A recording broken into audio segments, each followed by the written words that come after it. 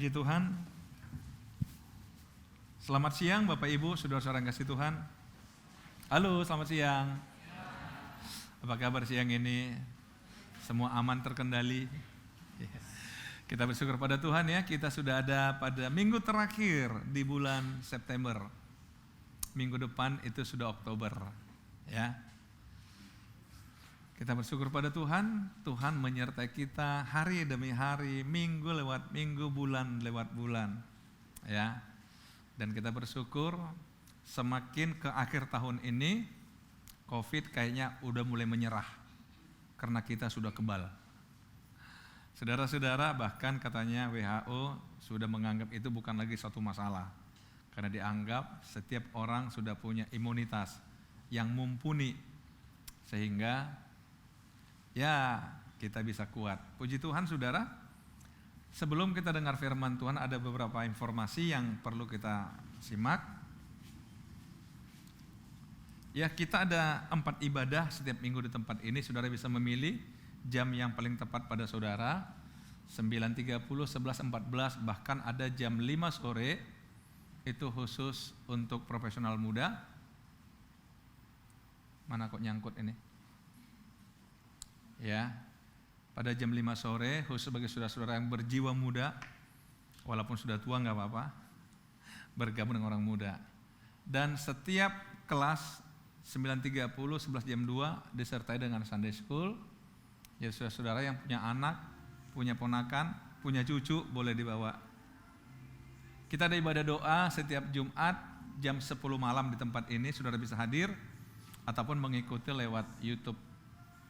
Ya. Kemudian kalau saudara ada pergumulan jangan sungkan hubungi kita. Saudara bisa catat nomor sekretariat. Apapun yang saudara anggap perlu didukung, kita akan dukung sesuai dengan fungsi gereja ya. Amin saudara. Baik, itu informasi bagi kita. Silahkan saudara juga bisa share sama teman-teman. Setiap ibadah jam 11 kita itu di live kan, jadi kalau saudara nggak berkesempatan hadir, saudara bisa pakai handphone atau kalau di rumah bisa pakai televisi untuk tetap beribadah bersama dengan kita. Dan semua khotbah-khotbah kita itu direkam, saudara itu disimpan di YouTube-nya kita. Jadi kapanpun saudara bisa buka. Kalau saudara ingin mengingatkan kembali atau ingin share ke orang lain, jika saudara diberkati pada khotbah-khotbah itu, saudara share sama orang lain. Baik, itu saja pembagi kita. Hari ini saudara, saya tertarik untuk belajar satu bagian firman Tuhan, yaitu tentang perjanjian. Perjanjian abadi. Saudara, semua kita suka kalau orang berjanji sama kita.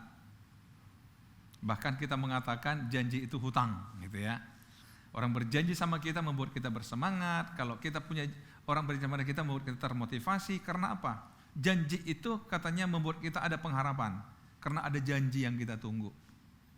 Saudara-saudara yang kasih Tuhan, satu hal yang sering terabaikan oleh kita adalah bahwa Tuhan sesungguhnya selalu ingin buat perjanjian dengan kita. Ada orang-orang mengatakan bahwa Alkitab ini penuh dengan janji Tuhan. Iya. Ada yang mengatakan 365 supaya setiap hari kita pegang satu janji. Ya terserah saja saudara mau katakan berapa. Tetapi apa gunanya kita punya janji Tuhan kalau kita tidak bisa memilikinya, kalau kita tidak bisa menikmatinya? Akhirnya kan janji-janji hanya janji, bulan madu hanya mimpi. Itu lagu zaman dulu. Saudara-saudara, jadi janji tidak ada artinya kalau janji itu tidak bisa direalisasikan. Kalau ada berjanji nggak bisa menggenapi, namanya gombal. Dan Tuhan kita bukanlah raja gombal. Tuhan kita kalau berjanji, dia mengikat perjanjian itu. Karena itu hari ini kita akan belajar perjanjian abadi. Bahwa Tuhan ingin mengikat kita dengan perjanjian abadi. Di dalam Yesaya pasal 55, ayat 1 dan 2, perhatikan baik-baik. Ayo, hai semua orang yang haus, marilah minumlah air. Dan hai orang yang tidak mempunyai uang, marilah terimalah gandum tanpa uang pembeli dan makanlah juga anggur dan susu tanpa bayaran. Ayat 2, mengapakah kamu belanjakan uang untuk sesuatu yang bukan roti, dan upah jerih payahmu untuk sesuatu yang tidak mengenyangkan? Dengarkanlah aku, maka kamu akan memakan yang baik, dan kamu akan menikmati sajian yang paling lezat. Saudara, kalau perhatikan ayat 1 dan 2, sepertinya ada dua hal yang berbeda. Kenapa? Di dalam ayat 1 dikatakan yang tidak punya uang, ayo. Sementara ayat 2, kenapa kamu belanjakan uangmu? Berarti mereka punya uang. Saya mau jelasin saudara, Nabi Yesaya di sini disuruh Tuhan bicara kepada umat Israel yang masih terikat dengan penyembahan kepada berhala. Walaupun mereka mengaku punya Tuhan. Nah, akhirnya yang terjadi adalah uang yang mereka miliki itu mereka belanjakan untuk sesuatu yang bukan roti, untuk sesuatu yang tidak mengenyangkan. Kenapa? Mereka akhirnya bawa uang mereka itu ke persembahan berhala. Untuk sesuatu yang namanya berhala, mereka rela berikan uang ke sana. Saudara mungkin masih ingat, sambil satu perbandingan aja saudara, bahwa ternyata kehidupan Israel susah sekali untuk terlepas dari kehidupan Mesir di masa lalu. Saudara masih ingat ketika orang Israel keluar dari Mesir dan Tuhan menyuruh Musa naik ke Gunung Sinai karena Tuhan ingin berikan 10 hukum Taurat. Tahu peristiwa itu ya? Dan ketika Musa ada di sana, maka umat Israel mendesak Harun untuk membuat patung emas, betul? Lembu emas. Akhirnya kata, oke, kumpuli semua emas yang kalian miliki. Dan dengan sangat rela mereka berikan semua emas. Dan kemudian dilebur menjadi sebuah patung emas. Dan kemudian mereka bersorak-sorak di situ. Mereka menari-nari di situ. Itu buat Tuhan marah. Ternyata tradisi itu terus mereka bawa walaupun Tuhan sudah berulang kali ingatkan mereka. Sampai-sampai pada akhirnya saudara tahu, mereka membawa uang mereka, menggunakan uang mereka untuk hal-hal yang tidak mengenyangkan itu, sampai akhirnya mereka lapar. Tapi dalam kondisi itu Tuhan katakan, oke, nggak masalah bagi saya, ayo datang kepada saya beri kamu makan, saya beri kamu minum. Artinya apa? Kalau kepada yang lain kamu berikan uang, tetapi kalau kepada saya, kamu yang saya berikan makan. Saudara, itulah janji Tuhan bagi mereka. Makanya dia kata, ayo hai semua kamu yang lapar, ayo hai semua yang haus. Saudara, memang Tuhan itu luar biasa. Dia selalu menawarkan kebaikan, menawarkan bantuan, pertolongan bagi orang yang kesusahan.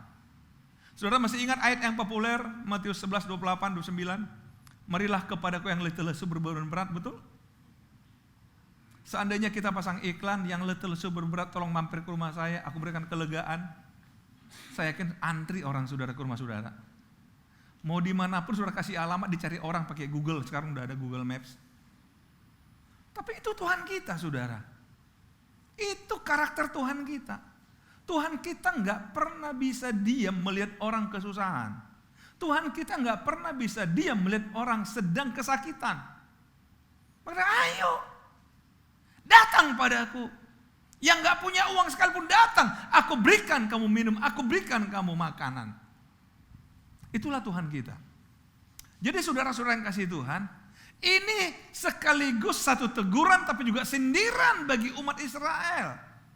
Saudara tahu umat Israel ini memang susah untuk dididik oleh Tuhan. Berulang kali Tuhan suruh nabi bicara sama mereka, tapi masih maju mundur. Nah, karena itulah Tuhan katakan ayat yang ketiga, lihat. Sendengkanlah telingamu dan datanglah kepadaku. Dengarkanlah maka kamu akan hidup. Aku hendak mengikat perjanjian abadi dengan kamu. Menurut kasih setia yang teguh yang kujanjikan kepada Daud. Dari sini saya ambil tema khotbah hari ini. Bahwa Tuhan hendak mengikat perjanjian abadi dengan kita. Amin saudara. Tuhan ingin mengikat perjanjian abadi. Artinya apa? Perjanjian yang tidak bisa dibatalkan. Yang tidak mungkin dibatalkan.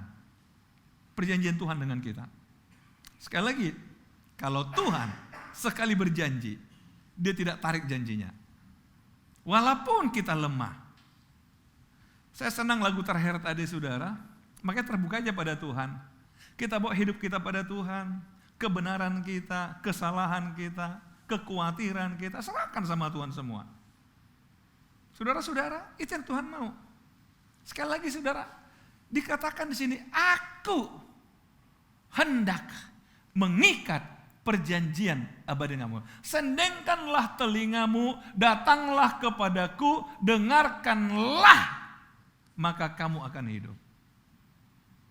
Kepada siapa datang? Kepada Tuhan. Kepadaku, dengarkan aku. Datang pada Tuhan. Datang pada Tuhan.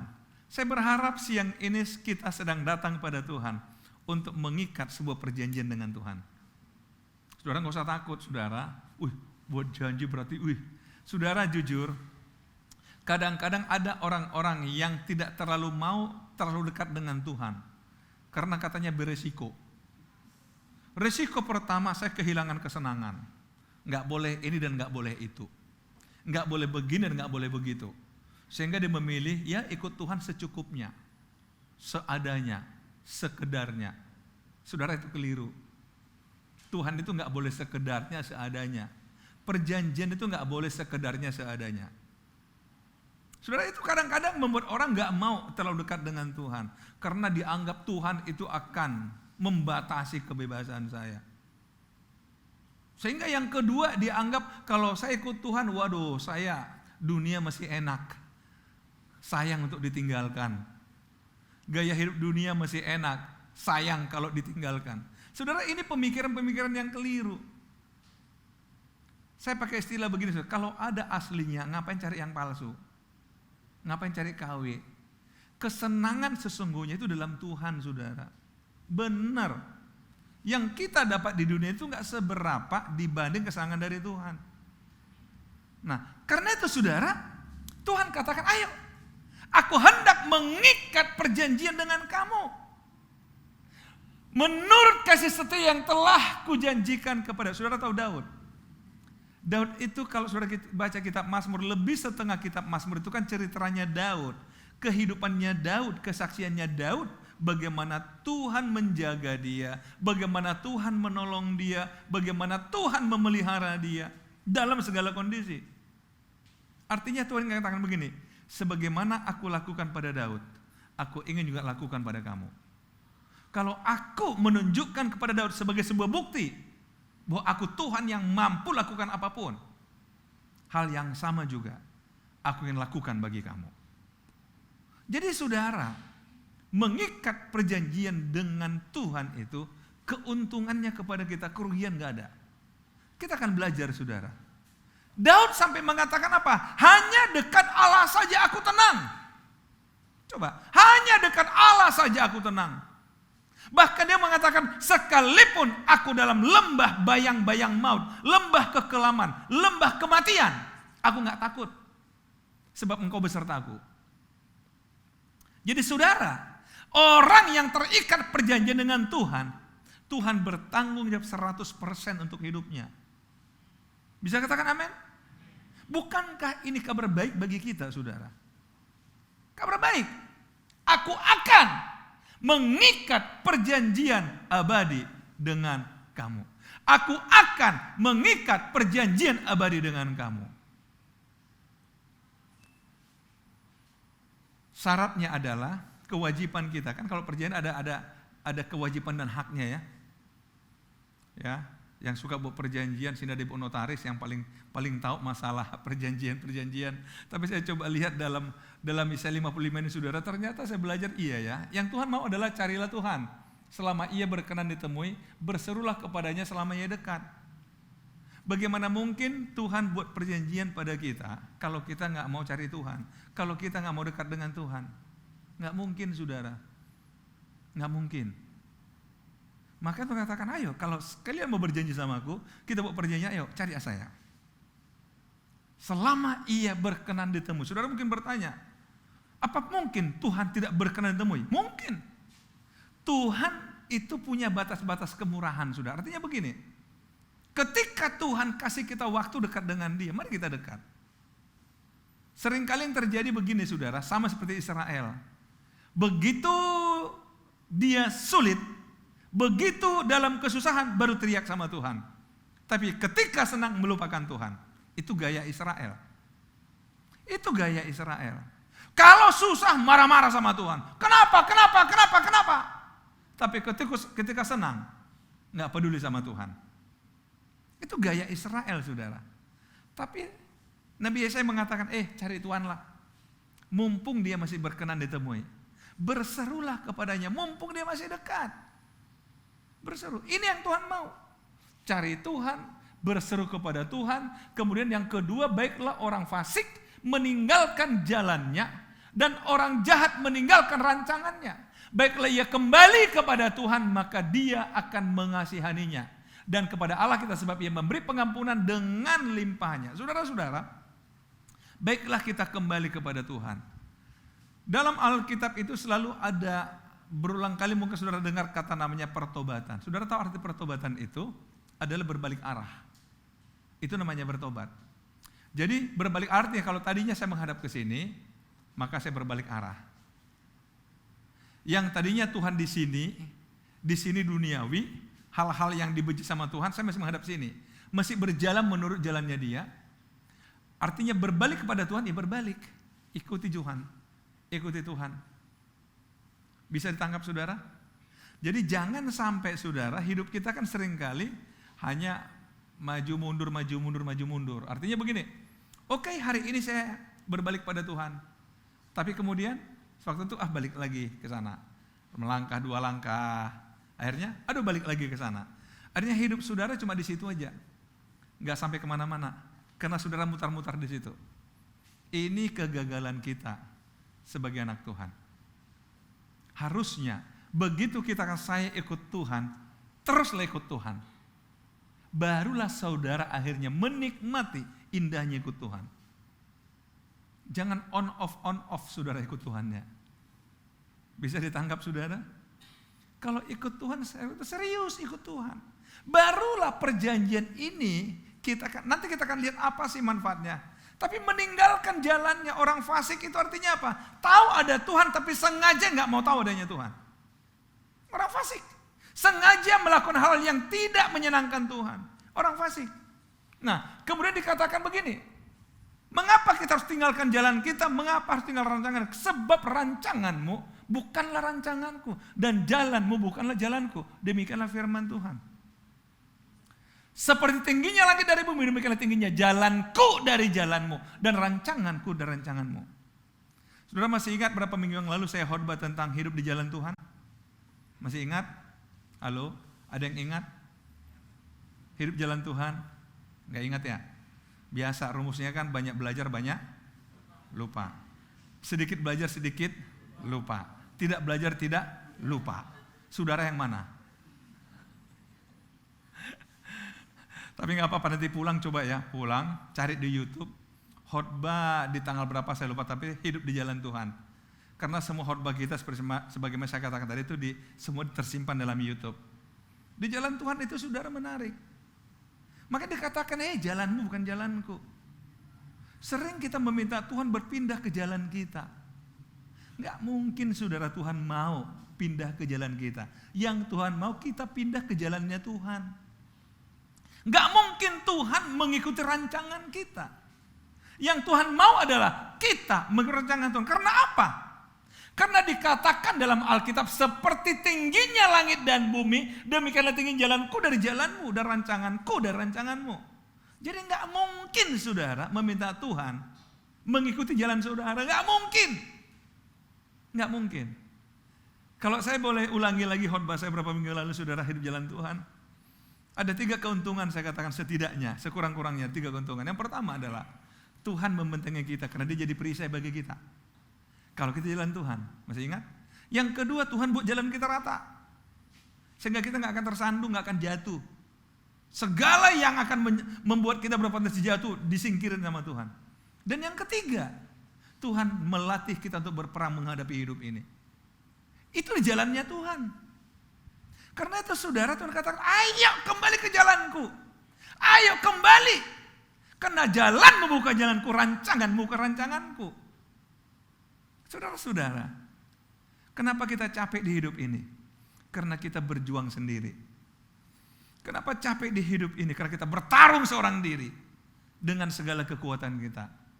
Saudara, saya sering katakan pada saudara, kenapa seseorang punya masalah? Karena dia sedang menghadapi satu hal yang sudah di luar kapasitas dia, di luar pikiran dia, di luar emosi dia, jangkauannya. Makanya dia punya masalah. Nah, dalam kondisi begini, bukankah kita perlu Tuhan yang akan menemani kita dalam situasi itu? Saudara kembali. Ayo, tinggalkan jalanmu. Tinggalkan rancanganmu. Saudara-saudara, dikasih satu kiasan di sini, sebab seperti hujan dan salju turun dari langit dan tidak kembali ke situ, melainkan mengairi bumi, membuatnya subur dan menumbuhkan tumbuh-tumbuhan, memberikan benih kepada penabur dan roti kepada orang yang mau makan. Demikianlah firmanku yang keluar dari mulutku. Ia tidak akan kembali kepadaku dengan sia-sia, tapi ia akan melaksanakan apa yang ku kehendaki dan akan berhasil dalam apa yang kusuruhkan kepadanya. Saudara lihat, Tuhan membuat satu kiasan. Pernahkah saudara lihat hujan turun ke bumi, pas tinggal semeter dia kembali ke langit lagi? Pernah lihat? Udah turun, nggak jadi. Pernah begitu? Halo? Saudara masih bangun? Kenapa Tuhan ambil kiasan itu sebagai pembanting dari firman-Nya, saudara? Kalau hujan sudah diturunkan Tuhan ke bumi, maka dia akan mengairi bumi, membuatnya subur, dan menumbuhkan tumbuh-tumbuhan, memberikan benih kepada penabur, dan roti kepada yang mau makan. Ingat ayat 1 tadi, ayo, datanglah. Kamu yang haus, kamu yang lapar, aku berikan kamu makan. Caranya begini. Nah, demikianlah firmanku yang keluar dari mulutku. Ia tidak akan kembali kepadaku dengan sia-sia, tetapi ia akan melaksanakan apa yang kuhendaki dan akan berhasil dalam apa yang kusuruhkan kepadanya. Saudara-saudara, saya mau bersaksi pada saudara. Saudara tahu, begitu Senin saya itu sudah bergumul, Tuhan minggu ini Tuhan bicara apa? Dalam seminggu ini hari Selasa, saya sudah siapkan satu khotbah. Judulnya uang, Tuhan atau hamba. Tetapi pada hari Jumat kemarin, Tuhan buat saya nggak sejahtera dengan itu. Sehingga akhirnya saya harus bergumul lagi dan Tuhan kasih firman ini. Saya berulang kali mengalami itu, saudara. Sehingga kalau saudara mau tahu, di laptop saya masih ada berapa khotbah udah saya susun rapi dengan PowerPoint, tapi belum saya khotbahkan. Karena apa? Saya merasa Tuhan tidak sedang bicara itu pada saudara. Saya punya keyakinan, saudara, saya harus tunduk kepada Tuhan. Karena apa? Tuhan punya kehendak dan Tuhan sedang melaksanakan sesuatu. Karena itu saya tidak kaget berapa kali jemaat mengatakan begini, Pak, sepertinya khotbah itu untuk saya ya. Saya bilang, kenapa? Dulu waktu belum ada WA, saudara, belum ada WA, masih pakai SMS. Jadi dari dulu saya udah punya kebiasaan, saudara, mengirim ayat-ayat kepada orang tertentu. Satu ketika, saudara, saya kirim ayat seperti biasa pagi-pagi. Kemudian sekitar jam 10, seseorang yang saya kirim ayat itu telepon saya, bukan jemaat kita malah. Dia bilang, Pak, jam 12 ada waktu enggak? Saya bilang, oh boleh Pak, kenapa Pak? Ketemu yuk. Hari kami ketemu. Begitu ketemu, saudara, di satu restoran, dia bilang sambil makan siang, baru dia bilang, Pak, dari mana Pak Bapak tahu saya punya masalah? Saya bingung. Loh, memang Bapak ada masalah? Dia bingung lagi. Jadi Bapak nggak tahu saya punya masalah? Saya bilang enggak. Jadi kenapa Bapak kirim ayat itu ke saya? Saya bilang, memangnya kenapa? Dia bilang, ayat itu Pak jawaban atas masalah saya. Dia baru cerita dia punya masalah. Saya nggak pernah tahu. Tapi Tuhan gerakkan saya untuk kirim ayat pada dia. Kenapa? Tuhan sedang tahu kondisinya dia. Tuhan punya kehendak bagi dia. Karena itu saudara-saudara yang kasih Tuhan, jangan pernah sepele dengan firman Allah. Jadi kalau saudara ke gereja, ketika dengar firman tolong serius. Karena Tuhan sedang melakukan sesuatu. Dia tidak akan kembali dengan sia-sia. Saudara harus katakan, tidak secara kebetulan saya hadir hari ini. Tidak ada yang kebetulan, amin. Tapi Tuhan ingin melakukan sesuatu dalam hidup saudara. Karena itu saudara, saya tidak kaget kalau orang mengatakan, waktu saya dengar khotbah, saya merasa kekuatan saya ditambahkan. Dengar khotbah, penyakit saya disembuhkan. Dengar khotbah, bla bla bla. Saya nggak kaget saudara. Karena memang khotbah itu adalah firman Allah sedang mengerjakan sesuatu. Sama seperti air hujan yang menumbuhkan tumbuh-tumbuhan, memberikan benih kepada penabur, dan roti kepada yang mau makan. Demikianlah firmanku. Bisa dipahami saudara? Firmanku tidak akan kembali kepadaku dengan sia-sia, melainkan tetapi akan melaksanakan apa yang ku kehendaki. Saudara yang kasih Tuhan, percayalah Tuhan menghendaki satu dalam hidup saudara. Karena itu saudara, kalau firman Allah udah disampaikan, apa yang Tuhan kerjakan? Setidaknya saudara, kalau kita baca inilah hak kita dalam Tuhan, hak kita dalam perjanjian Tuhan, sungguh kamu akan berangkat dengan sukacita dan akan dihantarkan dengan damai. Pulang gereja sukacita, pulang gereja damai. Karena apa? Karena tadi itu Tuhan sudah mengerjakan sesuatu, mengobrak-abrik masalah saudara. Sehingga saudara berangkat dari sini dengan sukacita. Saudara akhirnya diantar dari gereja dengan penuh damai. Bahkan dikatakan begini, gunung-gunung serta bukit-bukit akan bergembira bersorak-sorai di depanmu. Ini kiasan. Artinya begini saudara, begitu saudara keluar, lihat apapun seolah-olah semuanya itu tersenyum pada saudara. Karena saudara sudah damai. Tapi bayangkan kalau saudara sedang galau, sedang kacau, orang tersenyum pun saudara tersinggung. Betul nggak? Masalahnya bukan di orang itu, di hati saudara. Apalagi tertawa, kamu tertawakan saya ya? Nah, coba lihat. Halo, pernah mengalaminya? Seorang bapak pulang judi, kalah. Ketok pintu, main tendang. Dibuka, istrinya pintu digampar. Gara-gara kamu, kayak kalah, saya kalah. Loh, istri di rumah, kok gara-gara dia? Tapi coba kalau punya uang, happy sekali dia. Halo, yang punya pengalaman marah-marah. Padahal salahnya di dia, orang lain nggak salah. Masih ingat cerita saya? Dalam sebuah perusahaan ada seorang pimpinan perusahaan. Diterapkan satu aturan di perusahaan bahwa semua yang hadir nggak boleh terlambat kena denda. Maka sebagai seorang pimpinan dia coba kasih teladan. Dia hadir selalu 15 menit sebelum jam kerja dimulai jam 8. Bertahun-tahun dia bisa terapkan. Kecuali dia keluar negeri, atau keluar kota, atau tugas apapun. Satu ketika, dia mau ke kantor, bannya pecah. Dia tanya supir, berapa menit menyelesaikan tuh? Paling sedikit 15 menit pak. Dia lihat jam, waduh terlambat saya ini. Akhirnya mau gak mau harus diganti ban. Sampai kantor dia terlambat. Semua mata melihat dia tersinggung. Padahal orang hanya pengen tahu, pak ada apa pak? Gak biasa terlambat, kok kalian terlambat? Tapi karena hatinya seolah-olah mau jaim. Karena kan ada peraturan saudara. Peraturan pertama, pemimpin tidak pernah salah. Peraturan kedua, kalau pemimpin salah, lihat peraturan pertama. Kan gitu. Saudara ingat itu? Saudara menerapkan itu? Jadi saudara ketika semua mata pada dia mulai terganggu. Dia mulai marah-marah. Ada apa? Dia panggil sekretaris ke kantor, dia bentak-bentak sekretaris. Sekretaris bingung, loh ada apa bapak ini? Kok tiba-tiba marah? Sekretaris keluar, lewat security, dia bentak security. Security bingung, loh ada apa ibu ini? Security ketika jalan mau ke posnya dia, lewat kucing, dia tendang kucing, gara-gara kau. Nah, coba lihat saudara.